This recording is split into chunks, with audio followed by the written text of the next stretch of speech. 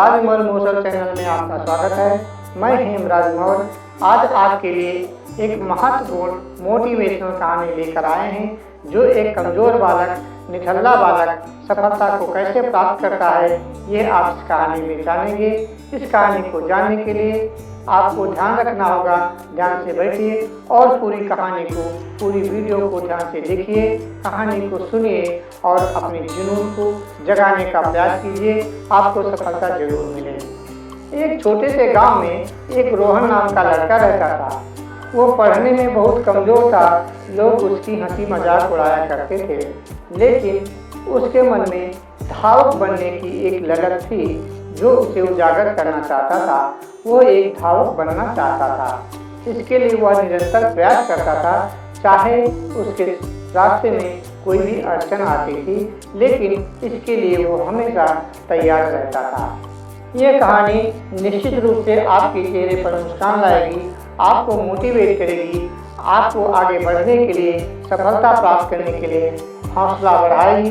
इस कहानी को जरूर देखें और अंत तक देखें। और फिर हमारा वही कहना है कि आप हमारे चैनल को सब्सक्राइब जरूर कर लें। एक छोटे से गांव में एक रोहन नाम का लड़का रहता था।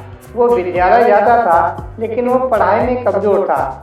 वो हमेशा एक दूसरे की हंसी का मजाक ही बनता रहता था, क्योंकि वो पढ़ाई में जीरो था, लेकिन उसमें एक ये हुनर था कि वो एक धावक बनना चाहता था। वो दौड़ में आगे निकलना चाहता था। कोई भी प्रतियोगिता या दौड़ की हो तो वह उसमें टॉप करना चाहता था। इसके लिए वो प्रयास करता था और नियमित प्रयास करने से वो कुछ न कुछ आगे जरूर बढ़ा।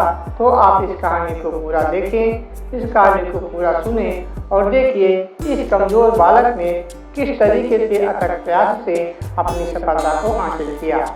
रोहन के सामने एक समस्या थी कि वह एथलीट बिल्कुल नहीं था, फिर भी वो भाग दौड़ में आगे आना चाहता था, टॉप करना चाहता था। लेकिन उसकी एक और समस्या थी कि वो जब भी अपने जूते बांधता था तो उसके फीते खुल जाते थे। फीते खुल जाने के कारण जब वो दौड़ लगाता था तो दौड़ में वो कहीं न कहीं उसके फीते फंस जाते थे और वो गिर जाता था। ये उसकी एक मुख्य समस्या थी। तो आप देखिए इस समस्या का समाधान वो कैसे करता है। रोहन की सफलता के पीछे उसके साथ उसका एक गुप्त हथियार था, जो था उसकी हंसी, उसका हाथ। जब वो मैदान में दौड़ता था तो वो गिर जाता था। गिर जाने के बाद में वो फिर उठता था, मुस्कुराता था। मुस्कुराने के बाद वो अपने फीते बांधता था। ऐसा करते हुए जो दर्शक थे वो देखते थे और हंसते थे और उसका मजाक उड़ाते थे। लेकिन रोहन को इनकी इन बातों पर कोई भी प्रभाव नहीं पड़ता था। वो फिर से उठता और मुस्कुराता, अपने जूतों के पीछे बांधता और फिर से दौड़ने लगता था। यही अपना कर वो आगे बढ़ता रहता था।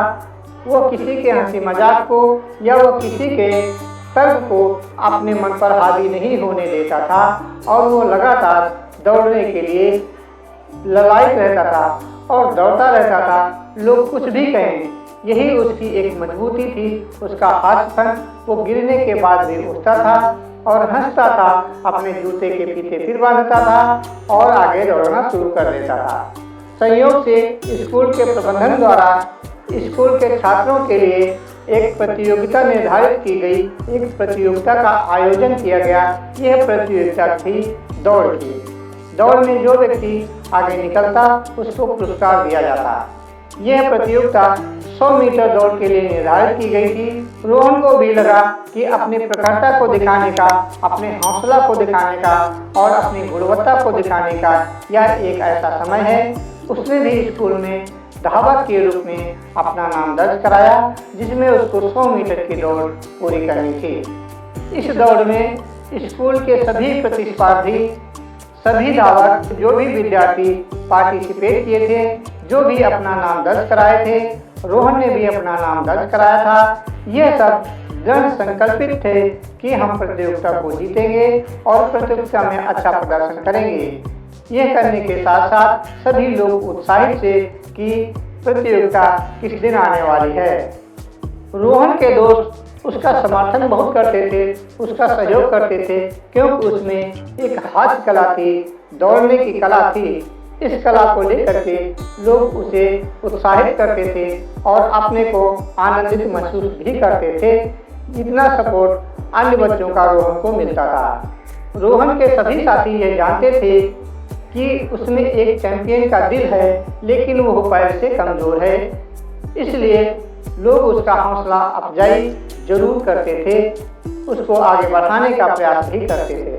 विद्यालय द्वारा आयोजित की गई प्रतियोगिता में भाग लेने के लिए, अपने को सफल साबित करने के लिए रोहन ने स्कूल के बाद अभ्यास करना शुरू कर दिया।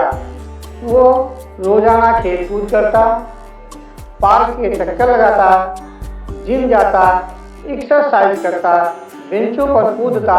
इस तरीके से वो अपने शरीर को फिट रखने का प्रयास करता और लगातार ये करता रहा। और यहाँ तक रोहन आइसक्रीम तक का पीछा भी करता, क्योंकि इस प्रतियोगिता में एक शर्त ये भी थी कि जो बच्चा टॉप करेगा उसको आइसक्रीम भी प्रदान की जाएगी, उसको आइसक्रीम का भी इनाम दिया जाएगा।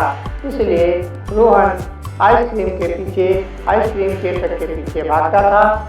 उसका जुनून था कि इस प्रतियोगिता में सफल होना। इसलिए प्रतियोगिता को सफल करने के लिए उसने हर प्रयास किया, प्रशिक्षण लिया, खेल कूद किया, पार्क में दौड़ा, अपने को मोटिवेट किया, दूसरों से सीखा। ये सब करने के साथ वो प्रतियोगिता में भाग लेने के लिए पूरी तरीके से परफेक्ट हो गया। आखिर वो प्रतियोगिता का समय भी आ गया जिसका सभी को इंतजार था। प्रतियोगिता के दिन स्कूल का ग्राउंड चहल पहल से भरा हुआ था। वहाँ पर एक आश्चर्यजनक माहौल बना हुआ था।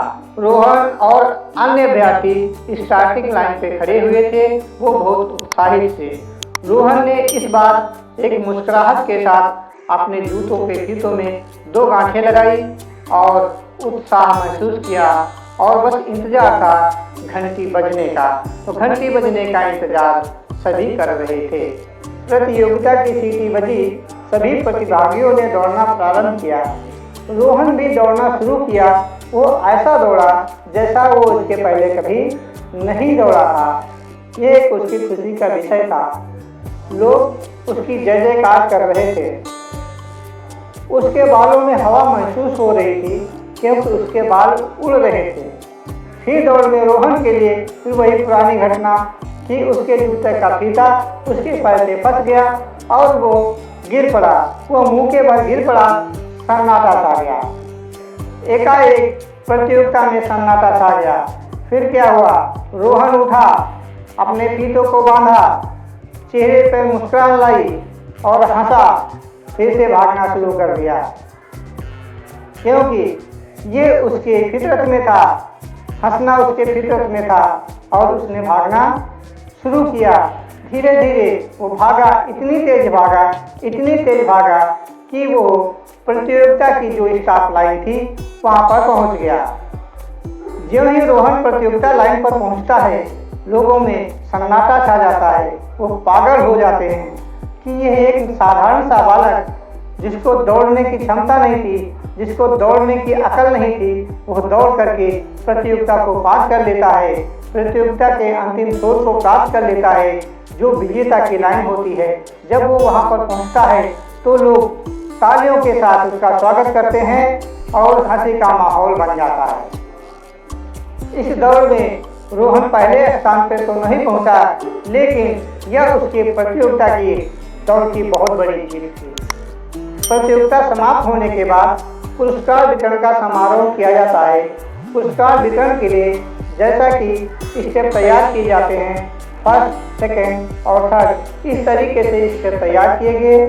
तो रोहन पहली लाइन पे ना खड़ा होकर दूसरी लाइन पे खड़ा था और उसके गले में एक जीत का मेडल था, जो ये सुशोभित कर रहा था कि लगन से कोई भी चीज़ को हासिल किया जा सकता है। ये देखकर सभी लोग उत्साहित थे। प्रतियोगिता में धावक के रूप में दूसरा स्थान प्राप्त करके रोहन ने यह साबित कर दिया कि दृढ़ संकल्प, दृढ़ प्रतिज्ञा और लक्ष्य पर निशाना साध कर यदि काम किया जाए तो लक्ष्य को प्राप्त करना मुश्किल नहीं है, आसान हो जाता है। रोहन की यह कहानी जीत या हार के बारे में नहीं है। यह कहानी अपना सर्वश्रेष्ठ प्रदर्शन करने के बारे में है, जो ये सिखाती है कि यदि आप हास्य मुस्कान के साथ, दृढ़ प्रतिज्ञा के साथ आप काम करते हैं, लगे रहते हैं, तो सफलता आपको जरूर मिलेगी। इस प्रकार आप लोगों के जीवन में कभी भी इस प्रकार की कोई समस्या आती है, आप हताश होते हैं, तो रोहन के इन बिंदुओं को याद कीजिए। यदि आप गिर जाते हैं तो उठिए, मुस्कुराइए, लगे हुए धूल को साफ कीजिए, जूते खुल गए हैं तो उनके फीते बांधिए और फिर से उसी लक्ष्य को देखिए जो आपने निर्धारित किया था, और उसको देखते हुए ठीक उसी लक्ष्य पर आप नजर केंद्रित कीजिए और भागना शुरू कीजिए, काम करना शुरू कीजिए, प्रयास करना शुरू कीजिए, अनवरत करते रहिए। आपको सफलता जरूर मिलेगी। आपको सफलता प्राप्त करने से कोई भी रोक नहीं सकता है।